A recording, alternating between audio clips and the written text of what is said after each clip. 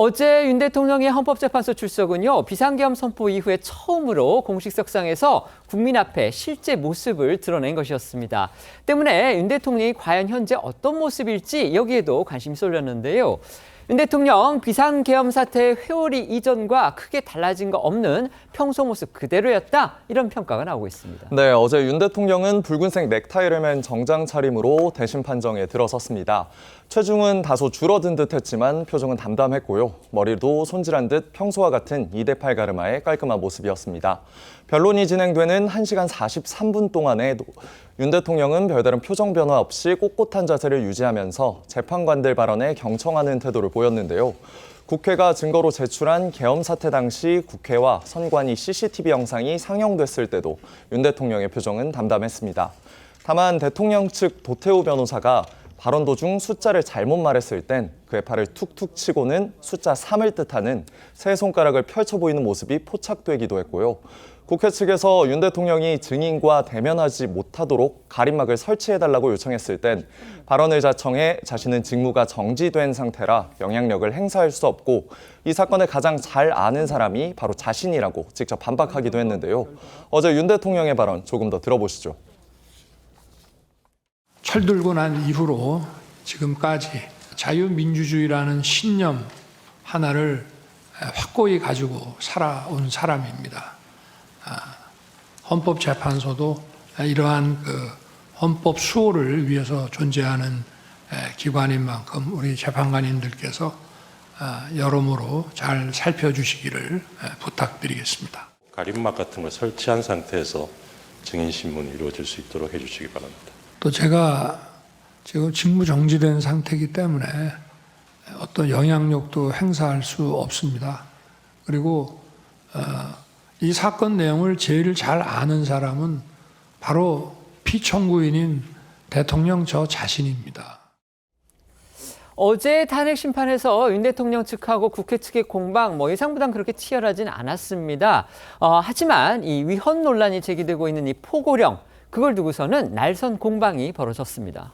네, 이 계엄 포고령과 관련해서 윤 대통령 측은 계엄의 형식을 갖추기 위한 것이었고 실제로 집행할 생각은 없었다고 밝혔습니다. 또 포고령 1호가 국회 해산을 위한 것이 아니었다라고 주장했습니다.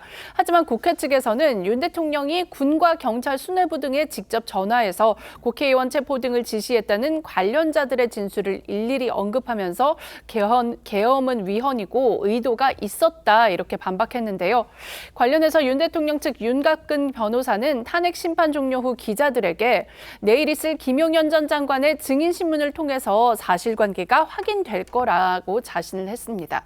윤 대통령 측과 국회 측의 공방 모습도 영상으로 보고 오시죠. 포고령은 계엄의 형식을 갖추기 위한 것이고 그 집행의 의사가 없었고 상위법과 저축 소지가 있어서 집행할 수도 없는 것이었습니다. 포고령 집행의 구체적인 의사가 없었으므로 실행할 계획도 없었고 이 헌법과 계엄법에 따르더라도 비상계엄 선포할 경우에 넘을 수 없는 내용들이 있는데 이 포고령에는 그런 내용들이 포함되어 있다는 취지입니다. 윤 대통령은 내일로 예정돼 있는 4차 변론기일에도 직접 출석하겠다, 이렇게 지금 예고하고 있는 상황입니다. 그런데 내일 그 변론기일에는요, 바로 김용현 전 국방부 장관이 증인으로 출석할 것으로 또 그렇게 알려져 있습니다. 결국 대통령과 김 전 장관이 대면할 가능성이 있는 건데요. 이런 상황에서 김 전 장관, 검찰에 계엄 포고령 1호를 작성한 그 노트북을 파쇄했다, 그러니까 깨부셔버렸다, 이렇게 진술을 한 것으로 또 알려졌습니다. 내일 변론기일에서 국회 측 이 부분을 또 집중 추궁하고 비판할 것으로 보입니다. 네, 이 조선일보 등이 언론 보도들을 종합을 해보면 김용현 전 장관이 이 앞선 검찰 특수본의 피의자 조사에서 계엄 포고령 제1호를 작성한 노트북을 이 대통령 경호처 소속 A 행정관에게 없애라고 시켰다라고 진술한 것으로 알려졌습니다. 노트북 등을 없앤 이유에 대해서는요, 비상계엄 등의 임무를 완수했기 때문이다라고 진술을 했다고 하는데요. A 행정관 역시 이 검찰 조사에서 김 전 장관 지시를 받고 이 노트북과 휴대전화를 망치로 부쉈다, 이렇게 진술을 한 것으로 전해졌습니다. 만약 이 김 전 장관 진술대로 이 해당 노트북에 실제로 파기가 됐고 또 복구가 불가능하다면 이 구체적인 포고령 작성 경위에 대한 이 검찰 수사 차질이 불가피할 것으로 보입니다. A 행정관은요, 김 전 장관이 대통령 경호처장일 때부터 사실상의 개인 비서 역할을 했던 그런 인물로 알려졌습니다. 오늘 국회 국정조사특위가 청문회를 열었는데 거기에 A 행정관出席해서 관련 질문을 받기도 했습니다. 국조특위 상황은 저희가 잠시 뒤에 자세히 전해드릴 텐데요. 먼저 A 행정관의 답변 상황부터 소개해 주시죠. 네, 이 증인으로 출석한 A 행정관은 가림막 뒤에서 질문을 받았습니다. 하지만 이 노트북과 관련한 질문에 모두 답변을 거부했는데요. 들어보시겠습니다. 그동안 경호처 소속으로 있으면서 김용현 장관의 비서관으로서 일을 했었죠? 네. 그 김용현 장관이 계엄 해제 후에 노트북과 휴대전화 파쇄하라고 했습니까? 저는 저에 대한 그 형사처벌의 우려가 있어서 증언 및 선서를 거부합니다. 증인님, 이거 다 이미 나온 사실이에요. 증언을 거부하는 것이 더 본인에게 불리한 겁니다. 다시 한번 묻겠습니다. 김용현 장관이 노트북과 휴대전화 파쇄하라고 했습니까? 증언을 거부합니다. 윤석열 대통령이 어제 본인이 지금 일종의 피청구인 청구인으로 돼 있는 탄핵 심판정에 직접 출석을 했습니다. 그리고 자신을 둘러싼 의혹들에 대해서 변론을 하기도 했는데요. 어제 문형배 헌법재판소장 대행, 지금 이제 대통령 탄핵 심판의 재판장 역할을 하고 있는 분인데 문 재판장이 대통령에 대해서 예정에 없던 두 가지 질문을 했습니다. 그런데 법조계에서는 이 질문이 핵심 쟁점, 그러니까 대통령의 파면 여부를 가를 아주 핵심 쟁점이 될 거다. 이렇게 지금 지목을 하고 있습니다. 구체적으로 뭐냐면요. 하나는 비상입법기구에 대한 예산을 마련하라. 이렇게 그 경제부총리한테 전해졌다는 그 쪽지 내용이었고요. 다른 하나는 대통령이 경찰, 그다음에 군에 대해서 국회로 모이고 있는, 그러니까 계엄 해제 결의를 하기 위해서 국회로 모이고 있는 국회의원들을 모두 끌어내라. 이렇게 지시를 했느냐의 그 여부였습니다. 그런데 윤 대통령 그 질문에 대해서 모두 강하게 부인을 했습니다. 어떻게 보셨습니까? 저는 어제 윤 대통령의 답변 자체가 사실과는 부합하지 않는다는 생각이 듭니다. 그렇기 때문에 사실 앞으로 지금 이렇게 탄핵 심판뿐만 아니라 내란과 관련된 형사법정에서도 상당히 자신을 올가면은 법적, 정치적 자충수가 되지 않을까 하는 생각이 듭니다. 왜냐하면 사실 이 비상입법기구와 관련된 최상목 권한 대행의 진술 자체가 너무 구체적이라는 것이죠.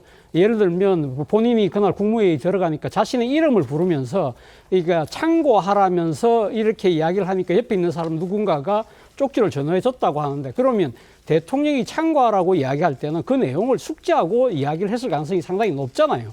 그렇기 때문에, 그리고 또 김용현 장관은 입장에서는 본인이 이제 그 메모를 작성하면서 비상입법기구라는 것 자체가 일종의 뭐랄까요, 대통령의 긴급재정명령권과 관련된 뭐 그런 부분을 이야기했다고 하지만 비상입법기구와 긴급재정명령권은 하늘과 땅 차이잖아요. 이 정도의 법리적인 차이를 모르고 그러면 이걸 작성하고 그걸 갖다가 감수했을 윤 대통령이 그걸 모른 채 참고하라고 했다는 그 자체가 저는 도저히 이해가 되지 않고요. 그리고 또 군대를 동원해서 국회의원들을 끌어내라는 부분에 대해서 그런 적이 없다고 하지만 공교롭게도 국회에 나왔던 군사령관, 그러니까 수방사령관 그리고 특전사령관 두 사람의 증언이 일치하고 있거든요. 이 사람들이 굳이 입을 맞춰서 위정을 할 이유가 단 하나도 없다는 것이죠. 그런 측면에서 본다고 한다면 윤 대통령의 어제 답변 자체는 사실 자신의 그 답변이 거짓이라는 것을 오히려 증명한 꼴이 된 것이 아닐까라는 생각이 듭니다. 네.